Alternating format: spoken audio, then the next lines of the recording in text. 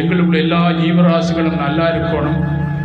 அவர்கள் பாருங்க தெரியாமல் செய்த கருணைகளிலிருந்து பாதுகாக்கப்படணும். இறைவா, நாங்களும் தெரியாமல் பல குறைகளை செய்து பாருங்க இப்பூமியில் பாருங்க வேதனைப்படுறோம்.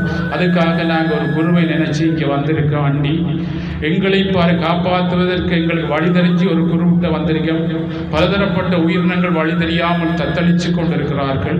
அவர்களையும் காப்பாற்றுங்க அப்படின்னு சொல்லி நாங்கள் பிரார்த்தனை பண்ணணும்.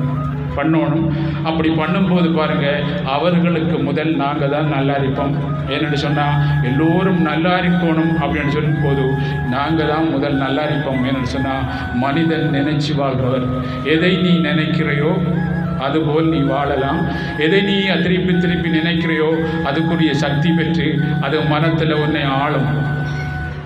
எந்த பாருங்க சக்தி மனத்தில் உனக்கு பலமாக இருக்கிறோ அது உன் மனத்தை ஆளும். அப்பா, உன்னையும் ஆளும், இந்த உலகத்தையும் ஆளும். ஏன்னு சொன்னால் மனிதன் மனத்தை கொண்டு வாழ்கிறவர். அந்த மனத்துக்கு பேர் தான் மனிதன். அப்படிப்பட்ட நாங்கள் மனித சரீரம் எடுத்த நாங்கள் பாருங்கள் இன்றையிலிருந்து நாங்கள் ஒரு சங்கல்பம் கொள்ளணும். எந்த குறையும் நாங்கள் கதைக்கப்படும். ஏன்னா குறை எங்களுக்குள்ள பானையில் இருக்கிறதா அகப்பையில் வரும். எங்களுக்குள்ள குறை இருக்கிறதுனால தான் குறை தருது.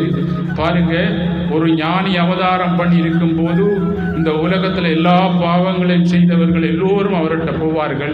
அவர் சொல்ல மாட்டார் பாருங்க நீ இந்த பாவம் செய்த வரவனா, அவர் சொல்ல மாட்டார். எல்லாத்தையும் கடக்கலாம், என்னை பூர்ணமாக சரணாகதி அடை, யாராயினும் பிரம்மத்தை அடையலாம் சொல்றார். பாருங்க, என்னை முழுமுதல் கடவுளா நீ வணங்கும் போது அர்ஜுனா நான் உன்னுடைய பாருங்க உன்னுடைய எல்லா பாவங்களையும் நான் பாருங்க நிவர்த்தி பண்ணுவேன் சொல்லி பூரணத்துவமாக பாருங்க நாங்கள் அவரை சரணாகதி அடையும் போது அவருடைய முழுமையான அருள் எங்கள் பஞ்ச பொறிகள் மூலம் எங்களுக்கு கிடைக்கும் போது எங்கள் சித்தத்தில் இருக்க கர்மாக்கள் பாருங்க கரைக்கப்பட்டு அவரோட இரண்டரை கலக்கிற வாழ்க்கை தான் ஆன்மீக வாழ்க்கை.